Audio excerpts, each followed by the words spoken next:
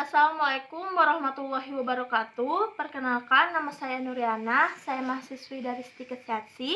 Di sini saya akan melakukan prosedur CVI atau menjelaskan sedikit tentang kompresi dada dan ventilasi untuk pasien kegawat daruratan seperti pada pasien kecelakaan atau pasien dengan resiko jatuh atau pasien dengan trauma kepala serebral di bagian serebral. Baik, di sini saya menurut AHA 2015, resusitasi jantung paru bisa kita singkat dengan DRSCAB. Yang pertama itu danger, yang kedua itu respond, yang ketiga itu shout for help atau meminta bantuan. Terus yang keempat itu yaitu sirkulasi, yang kelima airway, yang keenam breathing, dan yang ketujuh yaitu evaluasi. Yang pertama yaitu kita memastikan keamanan penolong dengan menggunakan APD seperti masker ataupun handscoon untuk mencegah terjadinya infeksi pada penolong. Yang kedua yaitu keamanan pasien. Yang ketiga yaitu keamanan lingkungan.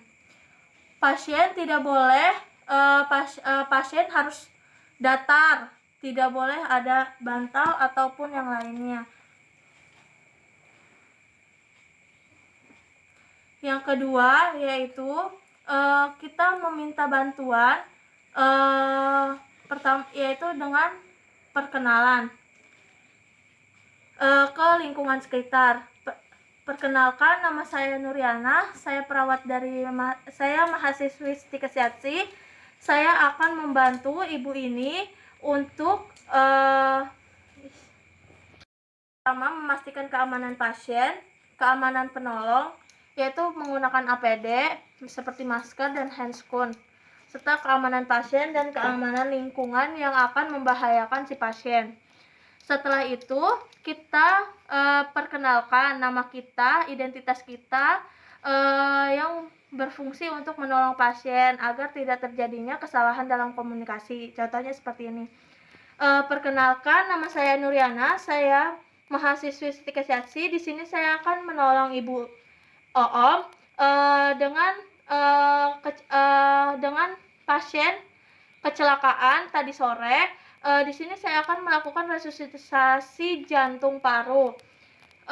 Apakah boleh, ibu-ibu? Boleh. Baik, setelah itu kita memanggil salah satu keluarga atau yang ada di lingkungan sekitar untuk membantu kita. Ibu-ibu bisa kemari. Ibu, perkenalkan saya Nuriana, saya mahasiswi dari Stikes Sehatsi. Di sini saya akan menolong ibu ini. Ibu mau tidak menolong saya untuk menelpon ambulan? Baik, ibu sekarang telepon ambulan ya bu ya, untuk biar cepat ambulannya ke sini untuk menolong si pasien. Dan saya akan melakukan kompresi pada si pasien untuk membantu menyadarkan pasiennya kembali ya bu ya. Yang ketiga yaitu cek nadi dan nafas pasien secara bersamaan. Cek nadi yaitu di 2-3 cm dari trakea. Kita cek nadi dan napas selama 10 detik. 1, 2, 3, 4, 5, 6, 7, 8, 9, 10. Setelah kita cek, kita lihat apakah pasiennya dengan trauma cedera kepala atau tidak. Jika si pasien trauma cedera kepala, kita tidak boleh melakukan head till chin lift. Kita cek nadi dan napas pasien selama 10 detik secara bersamaan. 1, 2, 3, 4, 5, 6. Dengan teknik look, listen, feel. Setelah dilihat, dikaji, si pasien itu tidak ada napas, tidak ada nadi tidak teraba, nafas tidak ada, maka kita lakukan 30 kompresi dengan 2 ventilasi. Untuk melakukan kompresi, tangannya harus seperti ini. Dan kita lakukan di 1/2 bawah sternum. Tempatnya di sebelah sini. Selama 10. Berhenti. Kita akan melakukan kompresi selama 30 kali kompresi dan 2 ventilasi dengan kedalaman 5 sampai 6 cm di 1/2 bawah sternum. Yang pertama, kita harus membekam lengan kita, lalu kita letakkan di sternum. Setelah diletakkan, tubuh kita dan lengan kita harus lurus. Setelah lurus, kita lakukan kompresi selama 30 kali. 1, 2, 3, 4, 5, 6, 7, 8, 9, 1, 2, 3, 4, 6, 7, 8, 9, 2, 1, 2, 3, 4, 5, 6, 7, 8, 9, 3. Setelah kita berikan kompresi,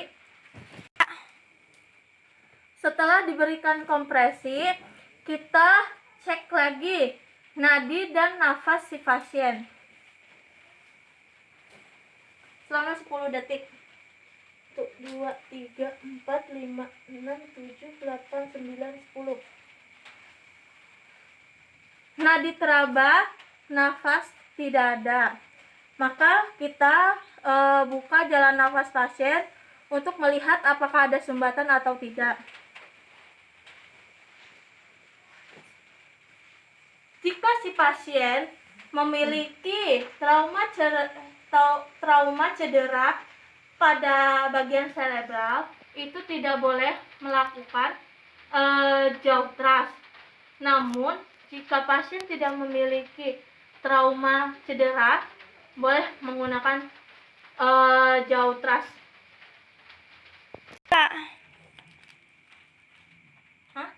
Pasien dengan trauma cerebral, maka kita menggunakan teknik jaw thrust. Untuk pasien yang tidak, maka kita menggunakan teknik head tail chin lift.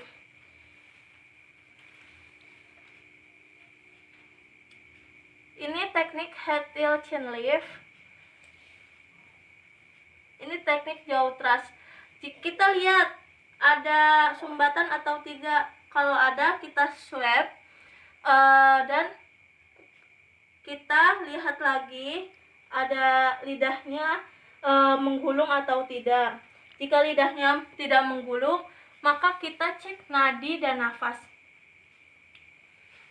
Setelah itu, kita periksa nadi dan nafas lagi secara bersamaan selama 10 detik.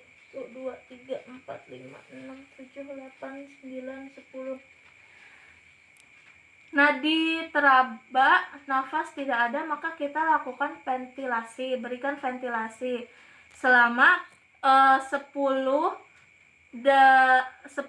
detik.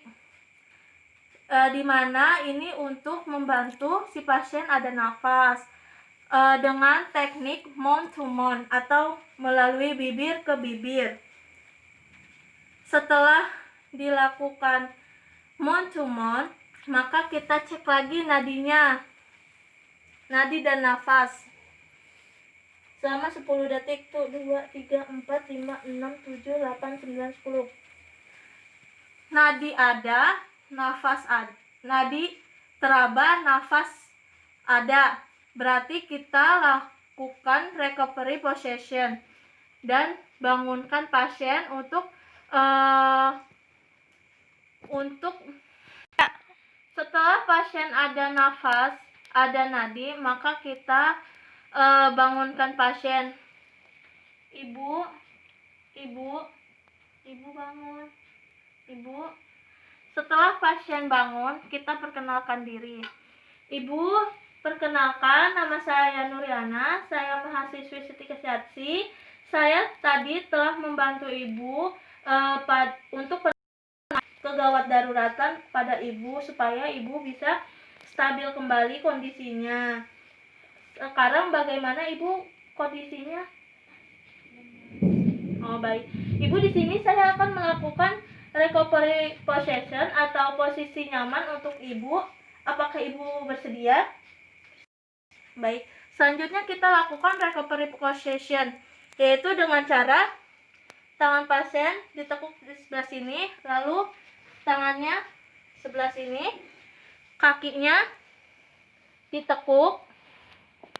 Setelah kakinya ditekuk, kita pegang bagian leher dan bagian pantat,